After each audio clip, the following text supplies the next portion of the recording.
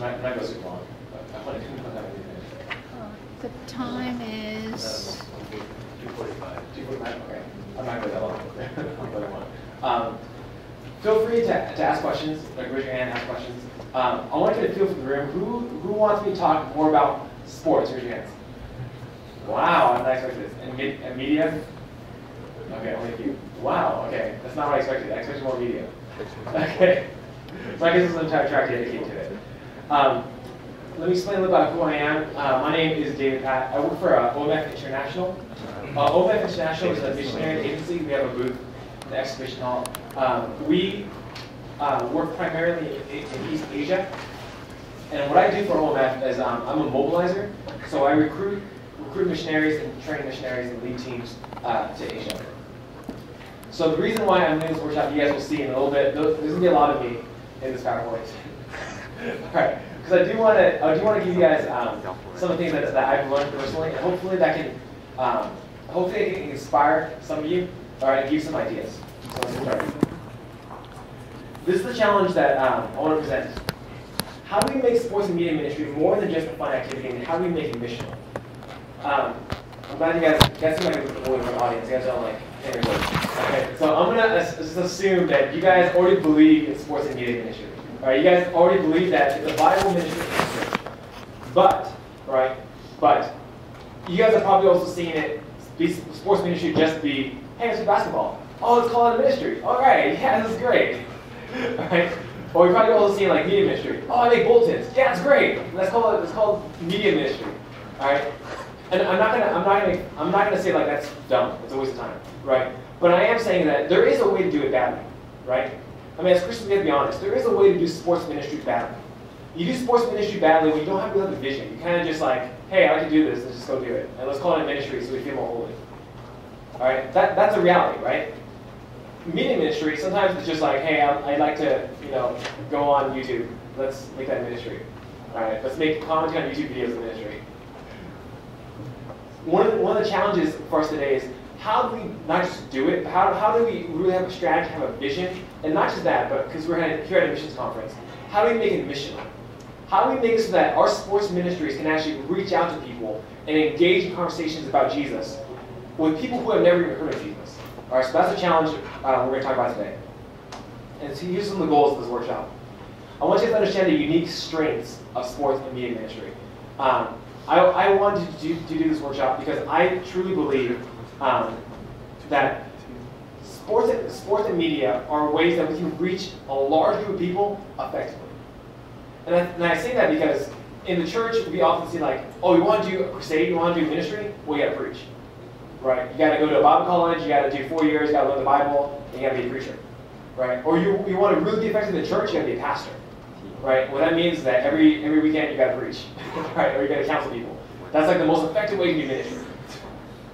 Hopefully after this workshop, you guys will be even more encouraged that there are a lot of different ways to be a missionary. All right. Hopefully, as you guys see some of my stuff, you guys will see that I don't think I'm a traditional missionary in a lot of ways. All right. There are unique strengths of doing sports and media ministry. Secondly, I want to inspire you guys to come up with new ideas for missional outreach. I'm a pretty young guy. A small group. Try to guess how old I am. This side. Try to guess how old I am. 24. This side. 30. 47. I'm pretty young. Usually, I'm usually about the youngest by 2 decades. All right, I'm 26. Being young, all right, everyone here is relatively young. There are a lot of ideas that haven't been thought of yet, right? This is not to discredit old people, all right? And because obviously we're building off what they have laid down as foundation, right? But the advantage of being young is that you can go into something and say, you know what? Why do we have to do it that way, right? That works in the 70s, that worked in the 80s, that worked in the 90s. We're not in those generations anymore. We need new ideas, all right? I'm going to show you some of you guys my ideas. It's not comprehensive, right? There's a lot of ideas, a lot of experiences that you guys have that you're going to bring to your ministry. And I want to inspire you guys to think of new creative ideas. Okay, and this is the verse, this is a section that I'm going to work with. I want to give a biblical basis for this. You guys can follow along. This is the NIV. You guys want to use your own translation, that's fine. Can I have someone read this? Let me have Justin Toad in the back, our MC. Let me have you read this. Can you see it? Yeah. Okay. 1 Corinthians 9:19. Though I'm free and belong to no man, I make myself a slave to everyone, to win as many as possible. To the Jews I became like a Jew, to win the Jews.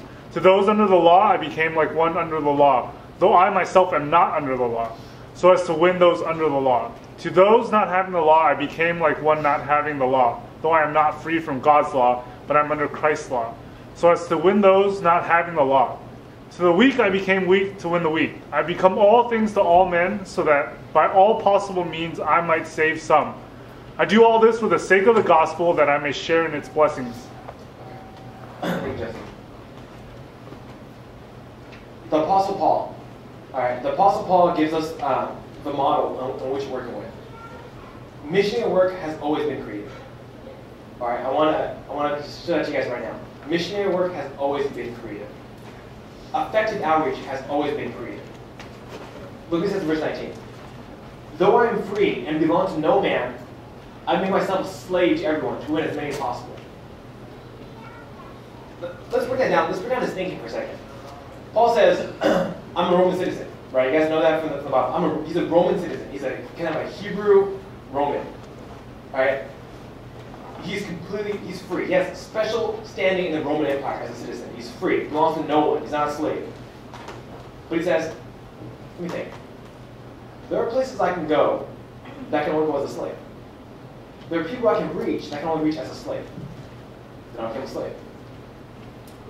That's kind of creative thinking, right?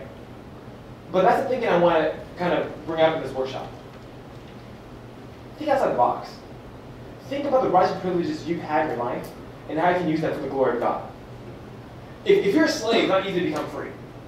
Right? It's just not. You have to earn your freedom, emancipation, all that stuff. If you're free, it's easy to become a slave, though. You just sell yourself to slavery. All right, you find some way to go to bondage. So Paul says, you know what? I'll make myself a slave, not just one person, but to everyone, to win as many as possible. Verse 20. So to the Jews, I became like a Jew to win the Jews. And you guys see that. If you read through the New Testament, through the epistles, you see that Paul goes to the Jews and says, you know what? You want to talk about being Jewish? I'm more Jewish than all of you. He goes, I trained in rabbinic school. You know, I have all this Jewish understanding of the law. I can argue with any of you. So to the Jews, he talks like a Jew, not because he's under the law, but because, you know what? I want to communicate in your language, right? I don't want to just that Jesus is here now, so we should just throw out all that stuff. Let's not talk about the law of Moses. Let's talk about, let's talk about Jesus. He could have done that. He didn't do that, though. To those under the law, I became like one under the law. And he's, again, talking about the Jews, talking about those who are under the Mosaic law. To become like one under the law, though I myself am not under the law, so as to win those under the law. I kind of like his language here, too. He's talking about the idea of winning. You see that in verse 19. You see that in verse 20. To win those under the law. Think about what that word means to you, especially those in sports ministry. Right? What is winning someone for Christ mean? All right, because you can think of it as it's like a race, and I need to win, and they need to lose. Right? And I win if they come to Christ, and then I lose if they stay pagan. Right? And if they come to Christ, they lose. Their pagan stuff loses. Right? You can think of it as an either or kind of thing. I don't think that's the way he means by winning. I actually think the winning is when you win someone over is they first just kind of see you as a regular person, as a stranger. You win them over when they see you more than just as a stranger. You win them over when they see you as, hey, this guy's a friend. This guy is wise. This guy, whenever he talks, I'm like, man, I want to listen to this guy. That's why he says he becomes like one under the law, right? He says, I want to talk like you. I want to understand your culture. I want to know what kind of person you are so that I can win you over, right? So that I can show you that I care about you as a person, right? That I respect who you are and your background. I want to win you over, right? I want to be special. Someone you kind of honor in your life. Verse 21. And to those not having the law, talking about the Greeks, to those not having the law, I became like one not having the law, though I am not free from God's law, but am under Christ's law, so as to win those not having the law. And again, easy breakdown, New Testament, Peter is actually an apostle to the Jews. All right, Peter does most of his ministry in Jerusalem. Paul does most of his ministry outside of Jerusalem. So to those not having the law, let's talk about the Greeks, right? You went to a Roman person, you'd be like, hey, you know the law of Moses? They're like, what?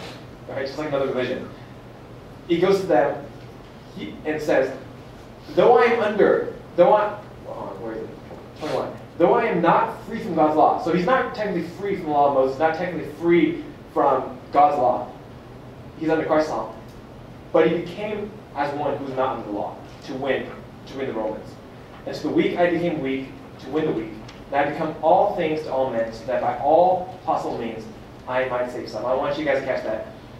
I have become all things to all men, so that by all possible means I might save some. And again, I want to continue just to break up your idea of that traditional ministry as just saying, ministry is ministry when it's in the pulpit. Ministry is ministry when you guys have a bunch of people sitting in chairs, a person in the front, talking at the rest of the people, and then, man, that's a good ministry. The more people in the chairs and the louder you talk, the better your ministry. All right. I want to explode that idea in your heads. He says, by all possible means, I might save some. This is 2,000 years old. All right? We haven't tried very many means. I want you guys to catch that. All right? If he says by all possible means, and what we've done the last 2,000 years is pretty much like, hey, everyone sit in chairs, let me talk at you. I don't really think that we're kind of in the heart of God in that thing. You know, we're not really using all our gifts for God. I think a lot of times in church we basically say like, you know what, if you can speak, you can preach well, if people can listen to you in a big audience, right, then you're an amazing minister. But I want to show you guys today, the Bible says, you know, Paul's heart is, by all possible means, I might save some. I do all this for the sake of the gospel, that I may share in its blessings. I think that's a key line too. There is a danger of making ministry an idol. There is a danger of making sports an idol. There's a danger of making media an idol. Right? There is always a danger in, especially sports, right? Where people are like, you know, I can do all things in Christ. Now help me win the Super Bowl. Right? I can do all things in Christ. I want to win the Olympic gold medal. And then like, what do you want to do? It so I can be the best. Because God wants me to be the best. It's like, really? It's like, yeah. I mean, why would you not want me to be the best? I'm the best, right? Paul says, I do this all for the sake of the gospel. Can you do sports and media ministry effectively without being the best? I'm talking to the Asian crowd, all right? So I want to really play this up. You can. The point is not to be the best. I'm not saying you should slack off. I don't think any of you guys slack off anyways. All right. The point is not to be the best in like a particular secular field. The point really is, though, is to say, how do I make sure the gospel is maximized in my ministry? All right, I'm going to share with you guys my own story in a second. And because what is a platform? When we talk about today, the way I'm going to use sports and media today, I'm going to talk about it as a platform. It's something that engages the culture and allows for a spiritual conversation. Okay, that's how I'm defining platform. Something that engages the culture. All right, so by engage, I mean like you're not just like on the street. Hey, what's up? You know you're a sinner. Going to hell. Here's your drive. Okay, bye. That's not engaging the culture. That's looking for confrontation. All right, when you engage the culture, you're saying, what is that person doing? What does that person like to do? What does that person think about all the time? Can I have a conversation about that thing and turn to Christ? If Jesus Christ is in all things, right? If entire creation, if the heavens and the earth declare the glory of God, if that's true, conversations about God should happen really easily, right?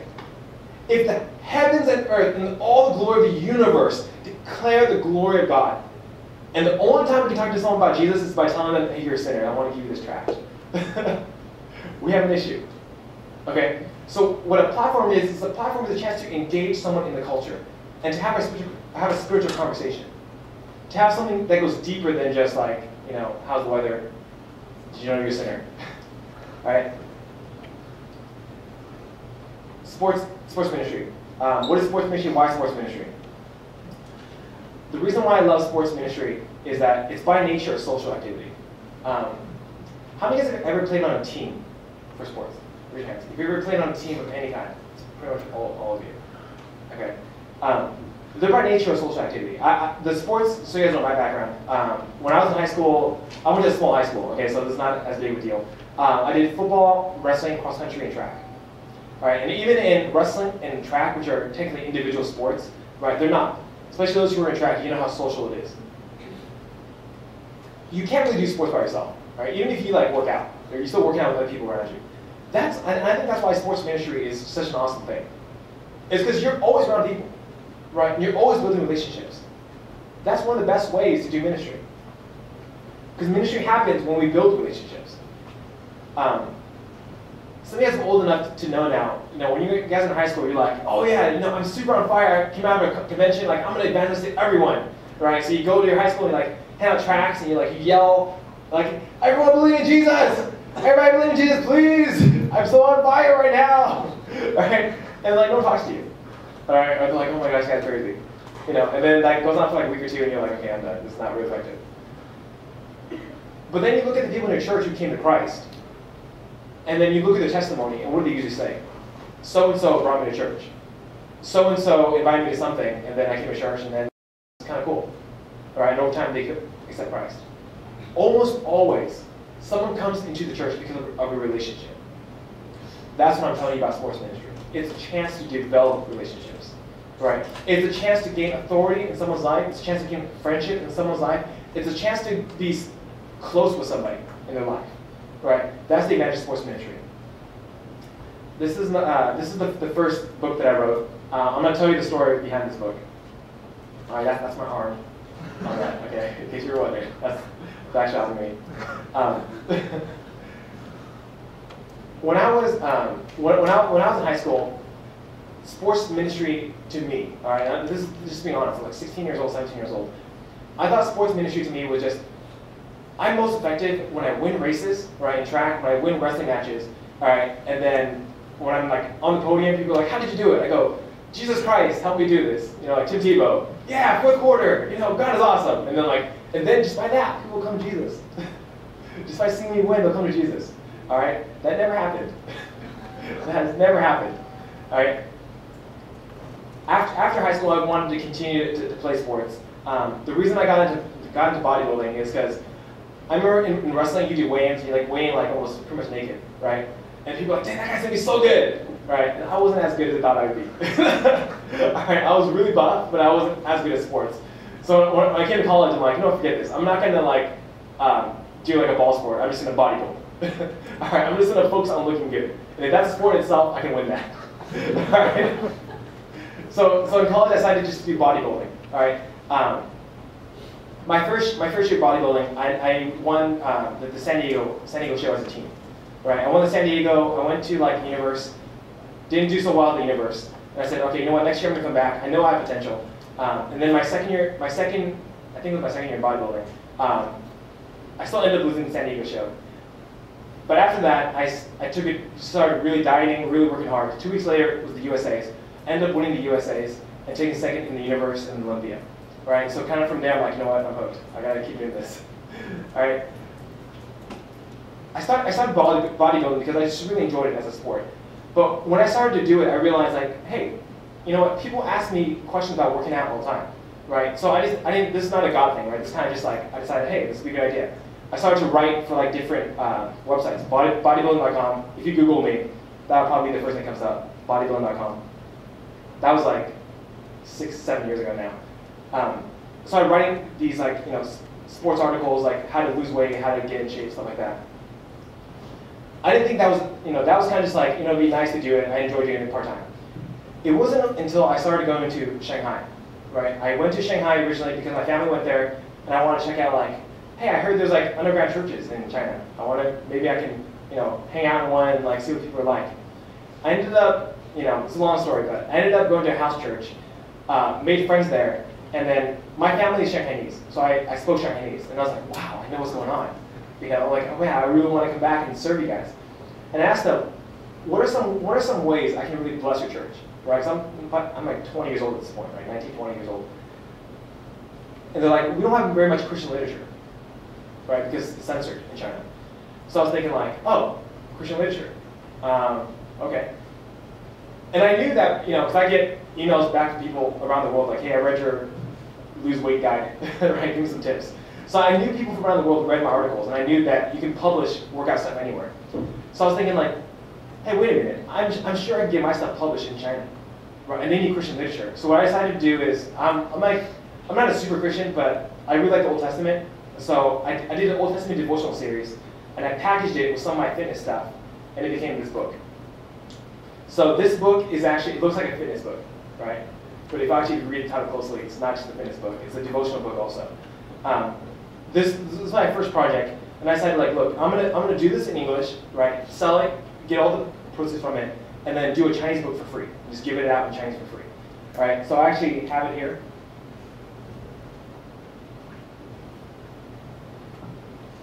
This is my original English, it's super glossy, all right? And this is printed in China. This is the Chinese book. All right, and we made about 1,000 copies of this that we're still getting out today. Probably get out around 600 up to this point already. I tell you that story, all right, and I'm glad I was 19, 20 years old, because I look back at what I wrote now, I'm like, man, this is terrible. I gotta revise this. All right. It was just one example of how to use sports, how to use something that you just enjoy recreationally for the glory of God. All right. And I think the reason why this has been, in my opinion, an effective ministry, right? I didn't really invest much money into this. It's something I would have done anyways. Even if you wouldn't ask me to do, I would have done anyways. The reason why I really enjoyed this project is because people can see my heart through it. Right? I'm not trying to be fake. I'm not trying to go to China and like, let me be an engineer for Christ, even though I hate engineering. Right? Let me try to reach engineers. This is who I am as a person. All right?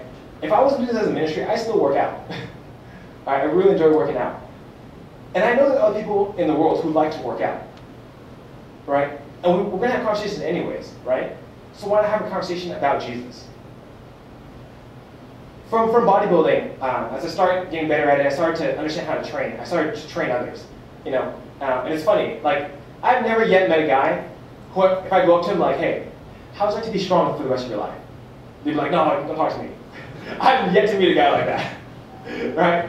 Every guy I've ever met in my entire life, when I tell them I'm a bodybuilder, I'm a trainer, right? Every single one of them, hey, so can you write me a workout plan? Every single one I've ever met in my entire life. Because of that, I'm like, well, they're already going to listen to me, right? I already have this position where, like, if I tell them something, they're going to care. Why don't I tell them about Jesus? I present that story to you guys to show you maybe there's something like that in your life, right? So I know a lot of people are here for sports, okay? For the sports that you play, what are some ways where you can do your ministry to meet people, all right? And then, again, I'm talking about being effective, all right? So we have to, here's my slide about effective ministry. To be effective, first of all, you do this. Your primary mission is to show Jesus Christ. And I got to put that right out there first of all, okay? Because I've seen sports ministries. It's not because they're terrible people or sinful people, right? But it's because they don't put this as a primary mission. Your primary mission is to show Jesus Christ.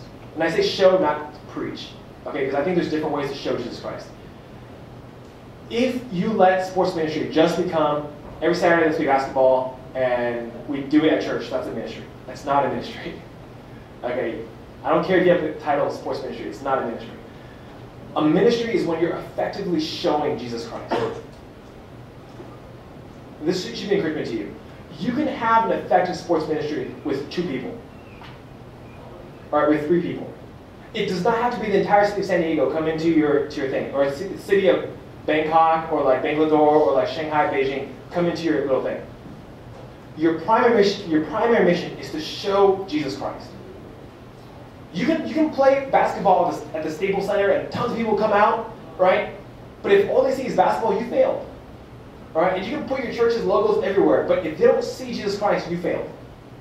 The primary mission is to show Jesus Christ.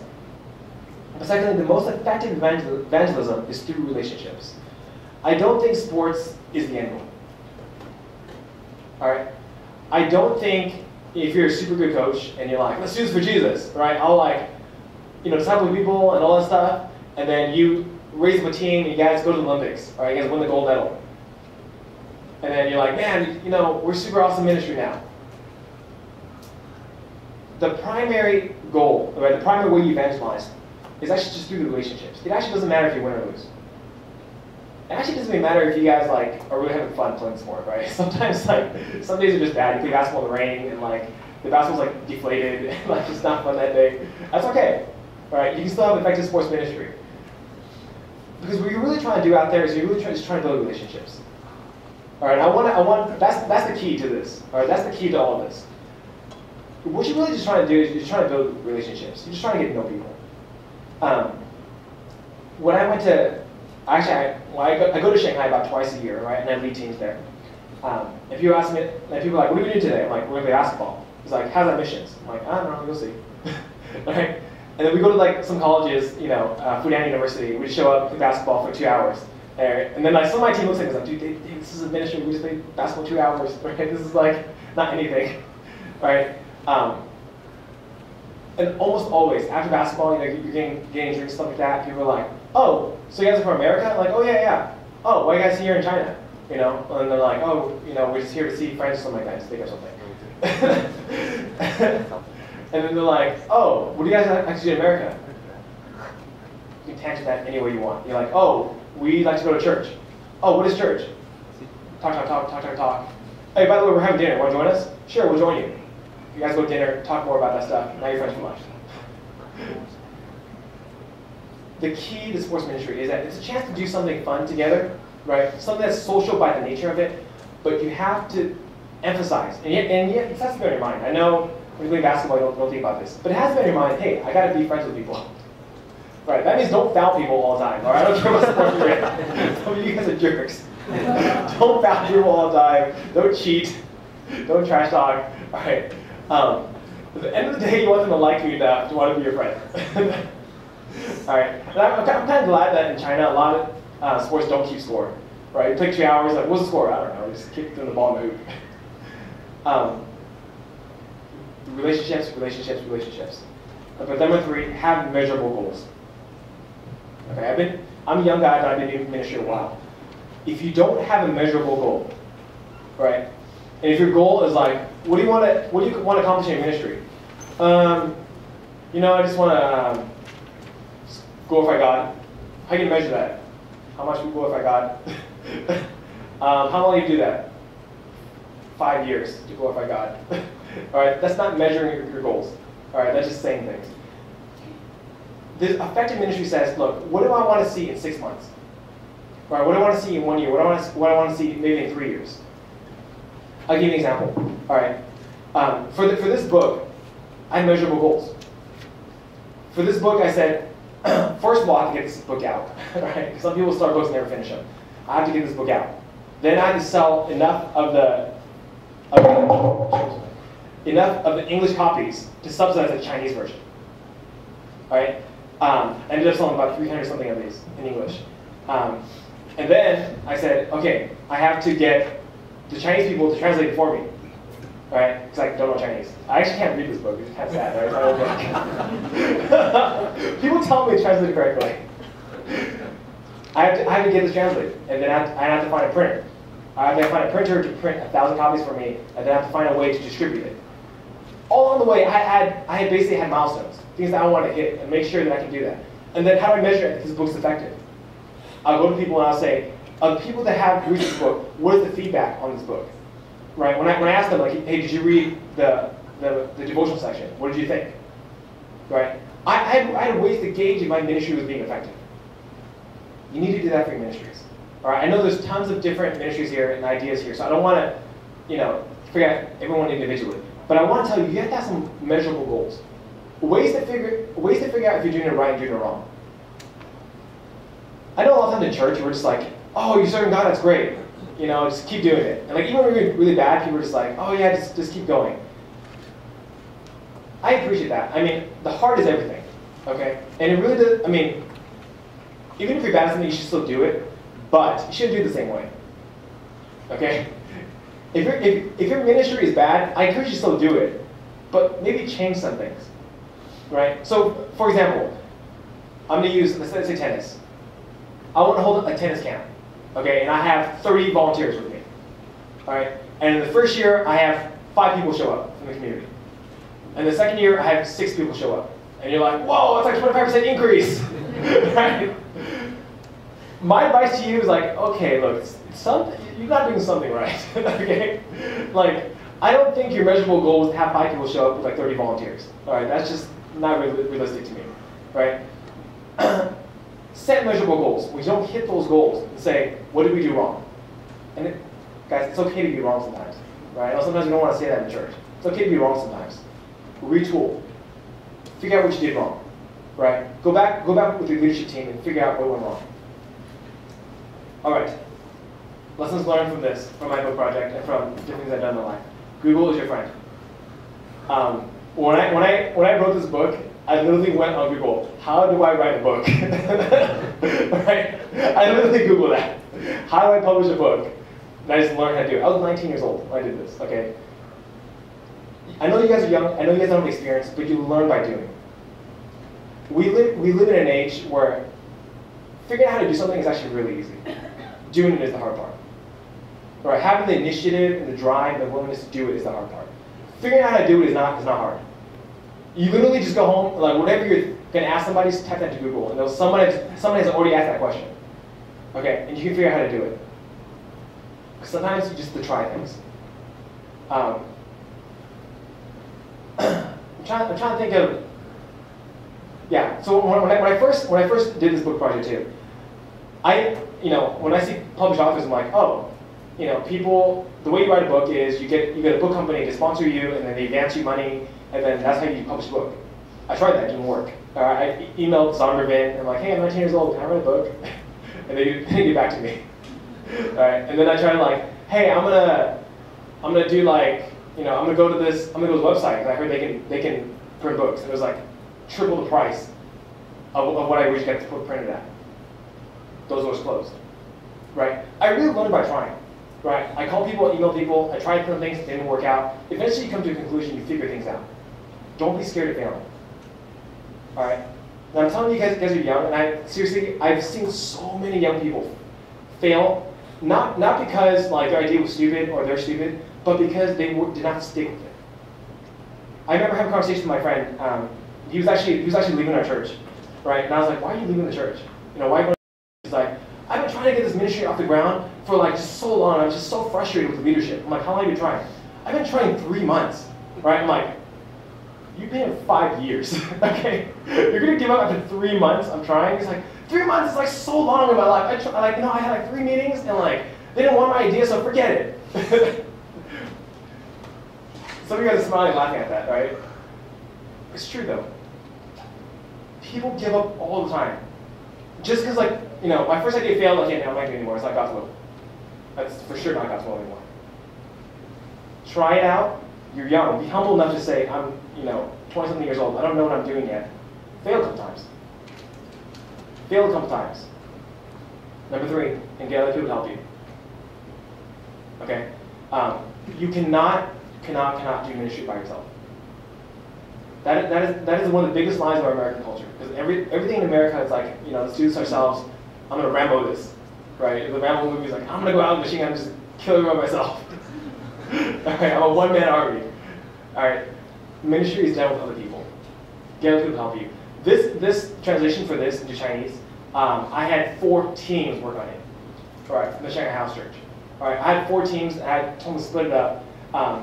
Another thing about getting other people to help you, they're invested in it, and they're your partners in it. Okay, when people saw this book finally come out, right? It was not just like Dave Pat's book. It's our book, right? It became our ministry. That's what you need for your ministry too. People need to have ownership of it too, right? Then they want to see you succeed. Okay, why do you get into ministry? Media ministry.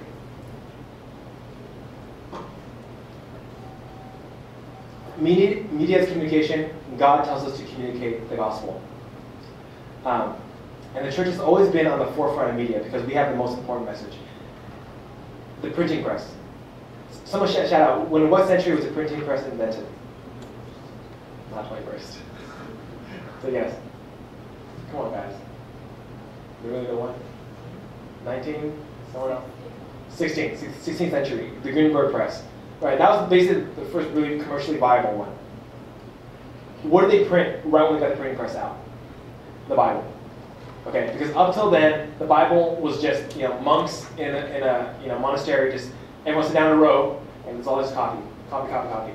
All of a sudden, now you have this device where you can just ink just tons of copies of one thing, right? And the Bible's the most popular book in the world, so they just print the Bible like crazy. Christians have always done that. We have always been on the forefront of ministry, right? Even for the first couple of centuries after the printing press, the Bible is still the most popular thing printed. It still is today. So I don't know why sometimes the church is like, well, I can't believe Christians are in the media. We've always been in the media. All right? We've always had the most important message to tell people. It's actually kind of funny. If you go to like AV stores, like electronic stores, right? The ones that do like PowerPoint, that sell projectors, that sell like group equipment. Ask them who the biggest customers always are. It's churches. Always been churches. Right? Churches and Christians. Why? Because we have the most gatherings. Right? Ask your non-Christian friends, how many events have you gone to this year? Over 100 people. With over 100 people. You might name like 3. How many have you gone to? Probably like 50-something, hopefully. Right? Hopefully you go to church every week. Okay? Christians are always meeting in groups. We're always trying to communicate something. We should be in the media. Right? And the way I'm using the media is I don't just mean television, radio. I'm talking about just in the church when we do videos. Right? Do you guys like those videos in the opening ceremony? Yeah, raise your hand. Only some of you. That's okay. We've always done media. But one of the things I want to talk about today, effective ministry communicates effectively. Okay, that's deep. You write that down. I don't know if it is. I thought of it. Effective ministry communicates effectively. I'm going to show you what that means in a second. Here's some examples. I have, hopefully it's going to come up. I have some examples of my own. Don't make fun of me, okay? I was like 19 years old. So this is my first try. I didn't do this on purpose because I wanted to show you just really cheesy, really corny stuff. Okay, this is my first attempt at doing Christian media. You guys are already giggling. I haven't even showed you anything yet. But it's got 10,000 hits, by the way, so in your face. You don't need it in the music, it's not important. Basically, people ask me to hey, record your workout. I'm like, all right, I'll do it. And so I just said, hey, look, I'll put the Bible verses into my workout. And this is when HD cameras were not available. It was like, those are chains. I'll explain that if you want to know about chains training. My form is bad, I'm sorry. I'm 19 years old.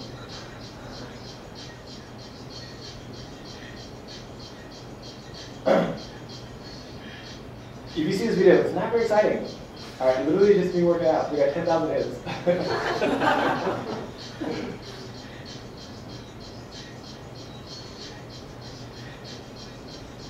Skull crushers are keep your elbows together, pressing it off your head.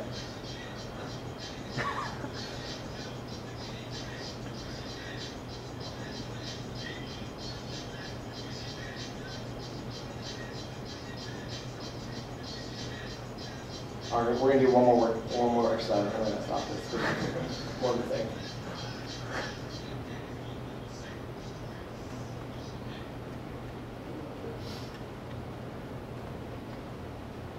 So I'm gonna just skip. But basically, what I just do in this video, this is just a really simple idea. I just basically threw Bible verses together, all right, with my workout. All right. I actually got some really good feedback on this video. People were like, yeah, man, go Jesus, and tell me more about the gospel. Not many of those, but I mean, just to get one, it's kind of nice sometimes. If you want to leave your barcodes up in the front, little tear off things, I can send you this PowerPoint. But I have examples that I found of just really good preaching media and Christian media. I think the key to effective media ministry, we talk about as a platform, right? The key to doing it effectively is to say, how do we show Jesus in this ministry? So here's an example.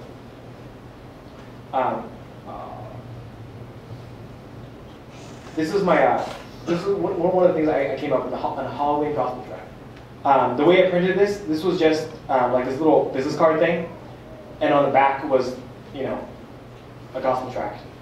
You don't have to read that. I just want to show you what that idea was. Other ideas for media ministry: infographics. This actually isn't even a Christian one, but you can use something like this in the church, right?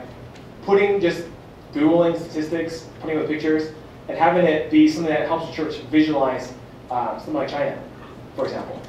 Okay, that's effective media ministry. It's not just reaching out to the lost, it's also helping your church communicate effectively its message. It's my support letter. All right, if you guys are good at design, missionaries need help. All right, missionaries need help designing support letters. There's still some really bad ones. All right, there's like a wall of text. More examples if you want that. Okay. As I kind of wrap this up today, these are some of my encouragements to you. Understand that ministry is done with unity and not division. The reality is that whenever you have an innovative ministry, whenever you have something that's like a new idea, you're going to have people who are not going to like it because it's new. People don't like new things. All right, here's a general rule. It pretty much applies to all things in life. You go up to your church council or your friends with an idea. Okay, say you have 10 friends. All right, 3 of them are going to like it no matter what. All right, they're like, man, that's the greatest idea. You want to do ice cream for Jesus? That's great. Right? 3 are going to be like, that's the dumbest idea I've ever heard. Ice cream for Jesus. All right, and then 4 of them like, it could be a good idea. Those 4 are the people you're trying to convince. Those 4 people are the ones you're trying to get on board to help you with that ministry. But at the same time, you understand, there's going to be like 30% of the congregation, just because human psychology and who we are as people, are just going to think your idea is really stupid. Okay? 30% of the people out there are just going to think you're just dumb. I mean, you're a little kid and that you have just no hope, no hope in life. You can take that and just be like, you know what, be that way then. I don't need any of you. Right? I just do it myself. You can do that. But ministry is not done with division. Ministry is done in unity. All right? If like your entire church hates you because you're super divisive, but like people get saved in your ministry, that's mixed success. I'm not really sure if your ministry is God honoring. Or even if people come to Christ in your ministry, but yet like all the Christians hate you because the way you work is so like aggressive and like everyone's turned off by you. It's not a really effective ministry in my opinion. Galatians 5:22. This is the King James. I love this. Right? Fruits of the Spirit. Be long-suffering. When you guys walk out of this room, hopefully you get some ideas as I'm talking. Do not give up. Be honest with yourself. If God has really given you a vision, has really given you an idea, right?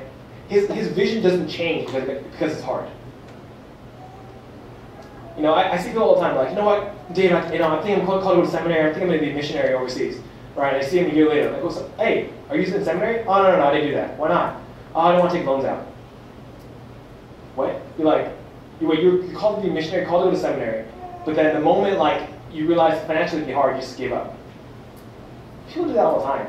People have these like, I have this call in life. Oh, it's hard? Oh, okay, I don't do it. Be long-suffering. Take criticism. Some people will speak criticism into your life because they love you. Some will do it because they're jerks. Okay? Be okay with that. Be okay with some people calling you out and be like, I don't like your idea. Use the positive feedback. Use the good criticism to help you refine your idea. And lastly, think cross-culturally. One of the things I love about media and sports ministry is that it allows you to reach people who are not normally reached. When you think about the church, there are some people who are just going to come to our church. Right? There are some people, when you go overseas, they're just going to come to you. People who are just really friendly. They're going to talk to you anyways. Right? Think about the people groups that the church isn't reaching. Think about the cities in which you live in. I don't know if you guys know, for example, in San Diego, there's a huge population of Kurds from Iraq, right? Refugees from Iraq, Iran, in San Diego. I guarantee you a lot of churches aren't reaching them, both white, Asian, black, Latino, whatever. How do you reach somebody when they speak a different language than you? How do you reach someone when their entire culture is different than yours? I think sports are a great way. I think movies are a great way. I think if you create media, it's a great way. People love, media of any kind. I go to China, people are like, hey, you watch Prison Break? You watch Prison Break? I'm like, what the heck? I still watch Prison Break. It's in English here, they don't care. They're like subtitles, like I love it. Okay. Sports and media transcend culture a lot of times. Use that to your advantage. Don't do what's easy. All right? Do not do what's easy. There will always be someone around to do something that's easy. Do the hard thing. Reach the people groups that are not being reached. Look at the cities of the world where there are no missionaries. Right? There are no people doing sports ministry. There are no people doing media ministry. Right? Do the hard thing.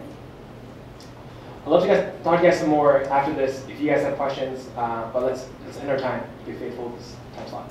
Okay, let's pray. Father God, I thank you just for this time. I thank you that you brought every single person here for a reason. That I believe that you've already placed on people's hearts an idea, a vision, a calling for their life. And God, I pray that you will continue just to grow that seed in their heart. And just whatever idea you've put on their hearts, that you would help to grow and to be watered by people who are encouraging, by a church community that wants to support them. God, give them wisdom, give them discernment, give them strength, give them the ability to not quit when times are hard. God, I just believe, Lord, that you're going to reach the nations through a new generation, through a young generation, a generation that is about to come up and to figure out how to send out the gospel in their time. So God, may you continue to walk with us. May you continue just to be our strength and our shield. Give us your passion. Give us your heart. In Jesus' name we pray. Amen. Thank you, guys.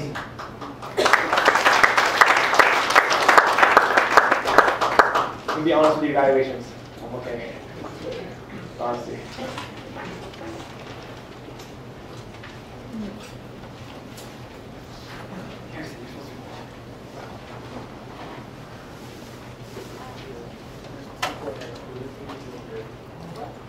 Questions publicly. Give us a question, guys. We have a lot of time. I was like, I'm rushing to do my thing. Do you have any good sports groups? So, sports ministry is interesting. Actually, a lot of mission agencies actually have their own sports ministry stuff. The way I would go about trying to find that stuff is if you have a specific country in mind, right? Like, do you have a country in mind? More than sport than country. Okay. Okay. I'm trying to answer that question. So if you're thinking of a specific sport, if that country loves that sport, find a mission agency that serves in that country. Does that make sense? So for example, if you like soccer, right, what's going to be a big one? South America. Right? So all the ones that serve in South America are going to probably have a sports ministry. If you're thinking like basketball, China's a great one for basketball. So the way you would search that, you can, Urbana actually has a website called mSearch. You can look that up. You can Google that. mSearch. Yeah. Urbana's website has a thing called mSearch. If you go to mSearch, you just put that in Google, they'll actually have a finder where you can find different agencies that do different things. All right, it's called mSearch. Okay, so that should hopefully help you. If you were looking specifically for agencies, most agencies have a sports ministry of some kind. If they're more than like 10 people. All right. Questions, guys? Questions? You were talking about the primary mission is to show Jesus Christ. What do you mean by that? Okay. Easy way to answer that is that there's different ways to show Jesus Christ. But let me give you some examples. One way to show Jesus Christ is through who you are as a person. Okay. Obviously, your character and the ways exemplified. I want to flesh that out because when people hear about character, they're just like, I just want to do bad things. People will see Jesus. Not necessarily true.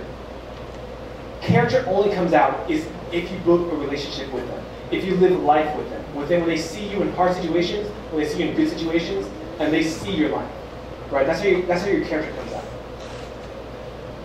But not just that. I think in the way you put your values. Okay. You'd be surprised. We have a lot of we display our values all the time. For example, we play sports. People can see if all you care about is winning, right? People can see if you're a ball hawk, right? In a lot of sports, people can see if you care about people, right? If you play on a team, you've all had that person in your mind who's like, man, I love playing with that guy because he cared not just about the sport but about people. Because all think of someone like that, right? That's showing Jesus Christ. But obviously, you also want to have conversations about spiritual things, right? And I think that's probably it is still one of the biggest ways to show Jesus Christ. Is to, hey, after we're done, let's go have lunch, and just have a deep conversation about something. There are creative ways to do that. I'll give you some examples. You guys are having lunch. You guys are playing the sport. Sometimes it comes up, hey, do you ever want to play this professionally, right? And you could be like, well, yeah, kind of, maybe. But what I really want to do in my life is to give glory to God. Oh, what does that mean? Conversation. There are ways to tangent into things. And the great thing about sports is that you see each other all the time, right? So in a lot of ways, you have that freedom in your relationship to be able to talk about, kind of serious things. So does that answer your question? Okay. More questions? I can't believe no one's here from media. This is bad. More questions? I think you can reach people through gaming. Can you reach people through gaming? Like World of Warcraft? Okay, so look, I have authority on this. Okay, I was ranked in Warcraft 3. Okay, my guild is second to clear like dungeons in Warcraft. Okay. What I said earlier about relationships is still true. Gaming can be a platform, but if you don't build relationships, it's not effective. Okay, because I do know people who I'm gonna go to chat room and just spam people like Jesus is Lord. Right, that's my ministry. Jesus is Lord. It's like, hey, did you kill the boss? Jesus is Lord. Right? In gaming, you can build relationships. Right? People talk about all the time like, oh, I met my wife while playing WoW, or I met so and so. It's true. Some people make a guild, make a clan, and they just stay friends for life. That's how you use gaming to share the gospel. Right? It's the relationship part of it, not the gaming itself part of it. Okay? I mean, if you're 12 years old, okay, fine. You go stab people, Jesus is Lord. But if you're a little bit older than 12 years old, come up with better ideas.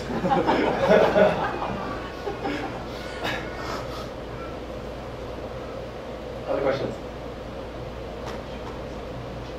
So right now I'm in college, or basketball team on the line, and we get to have relationships with her and stuff. I go to a Christian Baptist, so it's a Christian school, and during meals or pre-meal game day, the coaches will make the players pray. Most of this I'm seeing have and stuff, but then you can see how they're raised.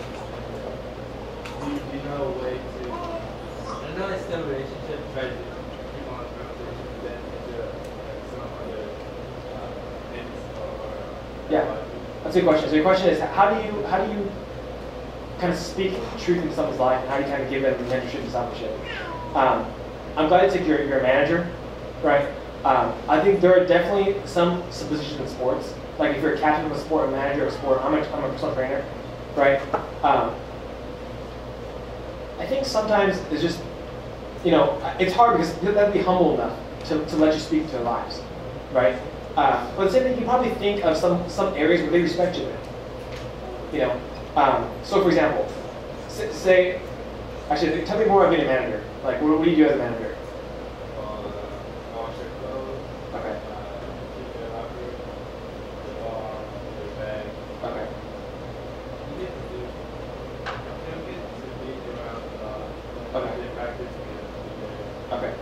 I mean, I think that's great. So here's the way I would do it. When you're washing the clothes, right? And the guys are around you, right? And you just be like, you say, hey, you know what? I really enjoy washing clothes, right? And they're like, why? You're like, because it's serving, and I feel like Jesus, was a servant, and then so that's why I take joy in this, and you ask them hard questions, what are some ways that you kind of serve your family? You want to ask them questions too, right? I think that's a key to relationships. Is I think when you ask people questions, and you're being open and honest yourself, I think that's when you start having a real dialogue. So that's one of my big tips. Ask questions. Look for opportunities to show Jesus in something. When you wash clothes, Jesus washed people's feet. It's a natural tangent. You know what I'm saying? And that's why read the Bibles. Okay? The more the Bible you know, the more tangents you're going to see naturally. All right. Does that answer your question? Okay. Any more questions?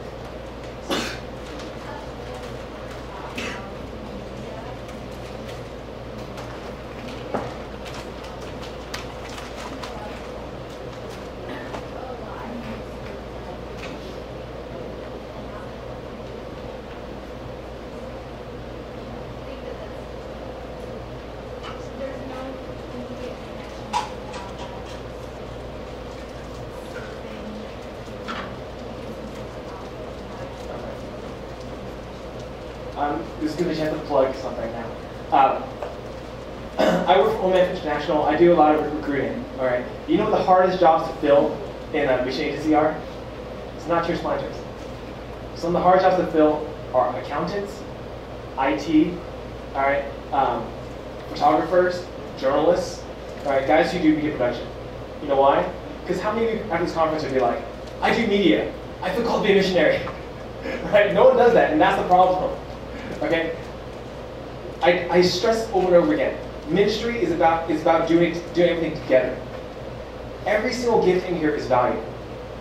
And honestly, you know, especially in missions, we don't do a really good job of recruiting people who do media.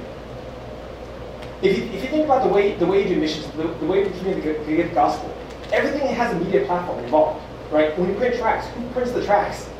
Who designs the tracts? I see books in China all the time, books from the 80s. Right? Like, oh, this is cute. They're like, that was me last year. That was me last year. That was terrible. Okay.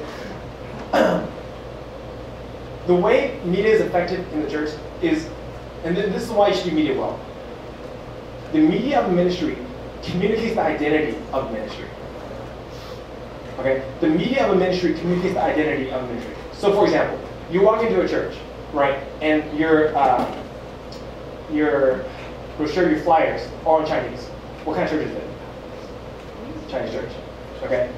If you walk into church and like no one's there yet, but you get the kind of brochure, right?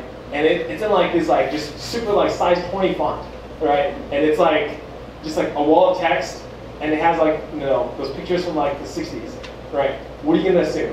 It's an old person church. Right? Why is that? Why do you assume that naturally? Because the media of a ministry communicates the identity of a ministry. Okay? So with that being said, that's why it's important to do media well. If you're having an outreach, why is it important that all the stuff is like, it kind of looks slick? It looks like people trying. Because it helps. Because when visitors come, they're like, wow, they're actually trying. They're not just doing things to do things, right? You've all been to things where you feel like, wow, this is pretty terrible, right? It looks like no one's trying. You're just here to be here. I want you to have the servant's heart when you guys are doing media and saying, if I do this well, people will feel welcome. This ministry will be able to express to people who they actually are, right? And people will be attracted to this.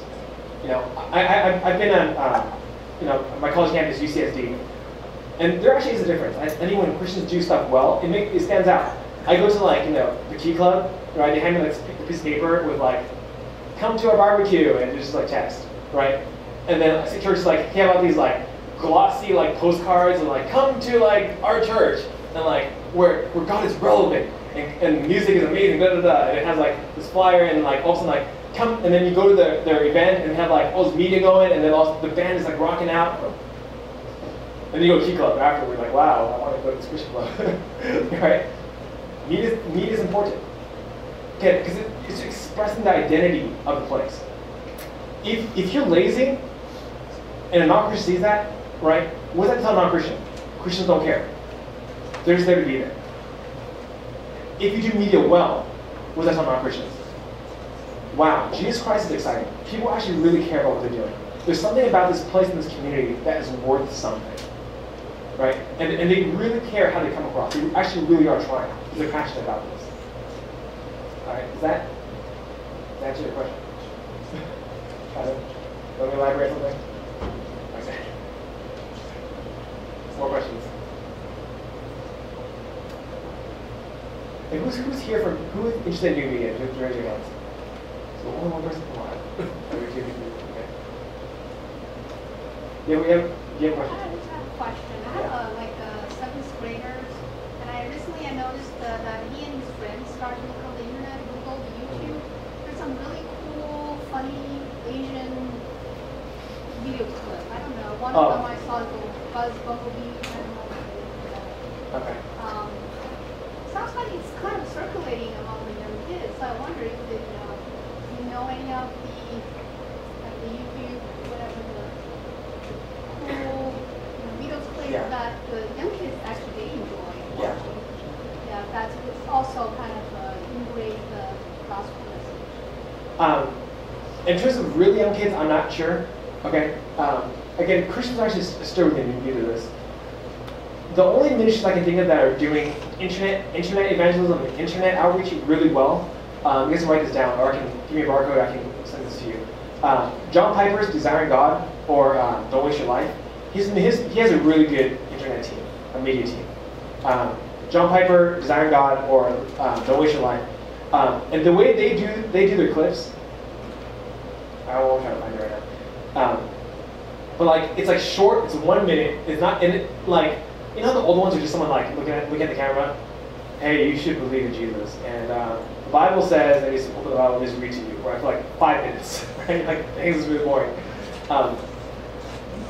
You have to understand that the internet is a particular place. You know, some things work on the internet that don't work in other media. Some things that work on TV don't work on the internet. So the ones that truly understand it, like you have to use a lot of cuts. You have to use a lot of colors. You have to use, there's a lot of kind of fun things, more interactive things. John Piper's really going, Mark Driscoll, he has a thing called Resurgence. He does a really good job with that too. Rick Warren's Saddleback. Rick Warren I think has some videos on YouTube, and his media stuff's pretty good. Rick Warren on Twitter, he's actually a pretty cool guy. He actually follows me. So. But to answer your question specifically about young kids, I don't know that much about for young or for early teens. Yeah, those young kids, I think their taste is more like just look for something funny. Yeah. You know, cool. And it's short, so their attention can be grabbed to it. Yeah, see, and I think that's the thing. All the things I've seen have been really old. You know, in like in the 70s and 80s. I didn't show it here, but my second book project was actually the Gospel of Mark Illustrated. I did like a Dr. Seuss style Gospel of Mark with no words. And I actually did that because I didn't find anything that I really liked. So I'm sorry I can't answer that question.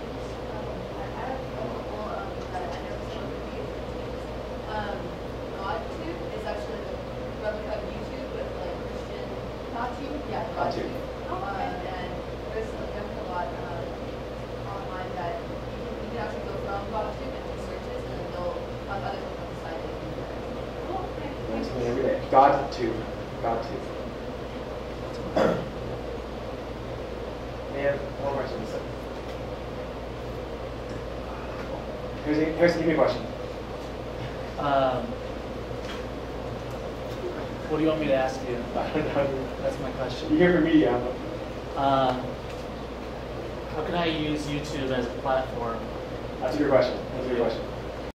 I actually had some youth kids come up to me before and ask me that. Look, if you want to jot this down and remember this, let me do it in 3 points. That's easy. 1, if it's super long, no one will watch. That's number 1. Okay. Editing is your friend. That's the number 1 rule of media. Editing is your friend. There is a reason why good directors get paid what they do. Okay. It's not just about what you show, but it's also about what you don't show. So, for example, there are ways to make preaching exciting, you know, on YouTube or on any kind of video medium. But the way you do that is you do a lot of shots. Here's an example. Who's seen Mission Impossible 2? Raise your hand. Everyone should have seen this movie. Okay. There's actually one scene at the end where Tom Cruise is like shooting a helicopter or something like that. And you can actually count this. You go home and get the DVD. In 2 minutes, I think John was the director. There are 100 cuts. All right, go watch that scene if you don't believe me. Go watch it. 100 cuts in 2 minutes. Right, and this is basically the scene. Ah, motorcycle, ah, explosion. That movie made a lot of money. Okay. Why? When you edit stuff, right, don't be choppy for the sake of being choppy, but when you edit, you hold people's attention. The internet is terrible because people get ADD real quick, right? If you just don't cut, you just like stand there, they will tune you out real quick. Okay, so edit down. Edit down, make it short. It doesn't have to be super short, right? But if it's long form, make sure it's interesting. Make sure that you're trying to get from different angles if you're filming, right? Or if it's like animation, make sure that it's varied enough that you're changing settings enough times. All right. Number 2, I think, for internet outreach, you have to figure out who your audience is going to be. All right. So I think some people think that you just put something on YouTube, like million people just watch it for no reason. It's not true. All right. Know who your audience is going to be. Say like, hey, I'm going to make a video, and it's not limited to, but I think primarily people between 20 and 30 will watch it. Don't just make it for them, but also, where are they looking on the internet? Right? If you go on Friendster and you post a video, no one's going to be there. Or on MySpace, no one's going to be there. All right? But if you're looking like 20, 30-year-olds, they're probably on Facebook. Make a video, post it on Facebook. Have people who are very active on Facebook share that video. That's how you go viral. The way you go viral is you find an influencer. All right? This is something called Clout, K-L-O-U-T, Clout.com. And basically, it ranks like how awesome you are in social media. All right? But the way they get that score is basically find your friends. Whenever they post, a bunch of people comment on them. All right? Or they comment on a bunch of things. A bunch of people follow them back. If you can get those people to like your video and to share it with their friends, you're going to go viral real quick. These are some tips on it. So that's number 2. All right, find your demographic and find a way so that you can influence them to kind of share your video. And I think number 3, really understand your message. Really communicate your message. Understand what you're trying to say, right, and make sure the message is set. Sometimes you have this great idea like, okay, I'm going to do this video about how God heals people. All right, and they start going to the hospital, they start like filming people, and all of a sudden like the video just becomes like people just talking. And you ask somebody, what was the message? They're like, hospitals are good. Right, that happens. After you create something, ask people, when you see this, what do you think? Right? And what does it say to you? Those are your questions. When you create a video or a letter or any kind of media, ask somebody, after watching this, after reading this, after doing something, what is the message this tries to communicate? Let me try to pull up my tract, right? The tract that I made. I had a very specific message for that. What scares you? My message is you should be afraid of hell. Right? All right, it's Halloween, right? So people are thinking about scary things, right? You should be afraid of hell. The infographic, I had to make that. I found it from a website. What is it trying to communicate? China. Death on China. You know what I'm saying? Make sure whatever you do media-wise that it's focused enough that when someone walks away, they can say, oh, ... That works for the church too, right? So if you say you're making brochures for your church, when someone looks at your brochure, right, ask them, if you got this brochure, what would you think about the church? What kind of church are they? Right? Again, if you have size 20 font and like a wall of text, you're going to think you're like 80-year-olds in the church. Go ahead. Okay, so you mentioned that making videos and making viral is very important, and also you mentioned that building a personal relationship with people is actually very important in the industry. So say a lot of young people are really hooked to like social networks, Facebook and Twitter. How do we use these platforms to spread the gospel at the same time and have some way to establish a personal relationship?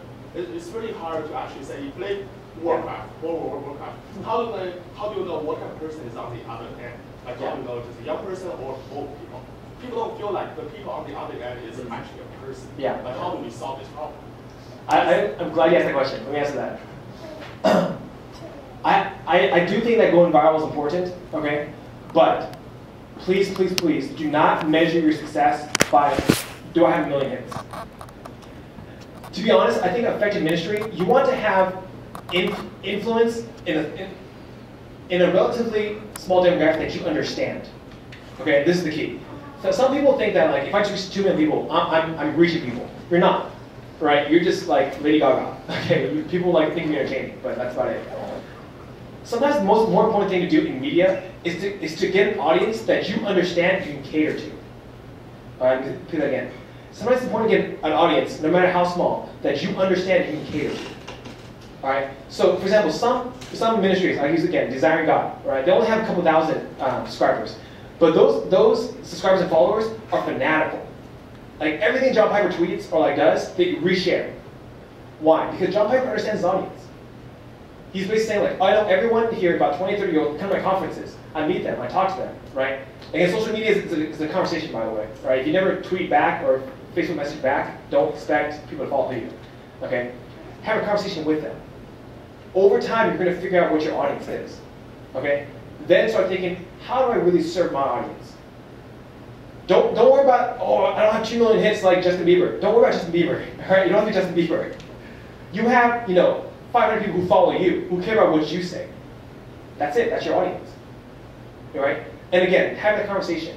I love that I kind of like that YouTube has comments, right? Because you have people who like flame you for no reason, but you can also have a conversation, right? When you comment on your video, you can see what they're saying. You can reply back to them, friend them, right? Build a relationship that way. When you post it on Facebook, people comment, people like, right? And you can see right away, oh, that person likes this. Interesting, right? And over time, you're like, oh, these kind of people like my stuff. Let me start serving these kind of people. Does that answer your question? Yeah, kind of. Okay, what else can I answer? Still, like say people comment on your post, like it doesn't feel like a personal relationship. Like it's not as good as say you meet the person in person. That's going to be true. That's going to be true. So how can we like solve this problem? I mean, it's good to have a conversation, but still, like you may be having a different conversation with different people from time to time. Yes. You never were able to really understand the person. Like you're not really, like it just feel like you're not really talking to a person.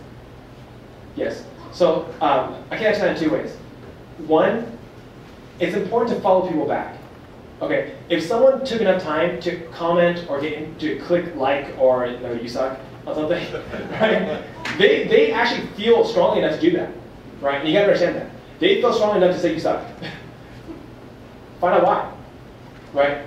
Especially if you're doing Christian outreach, right? And you talk about Christ, like, I hate Jesus. That might be a person you want to talk to.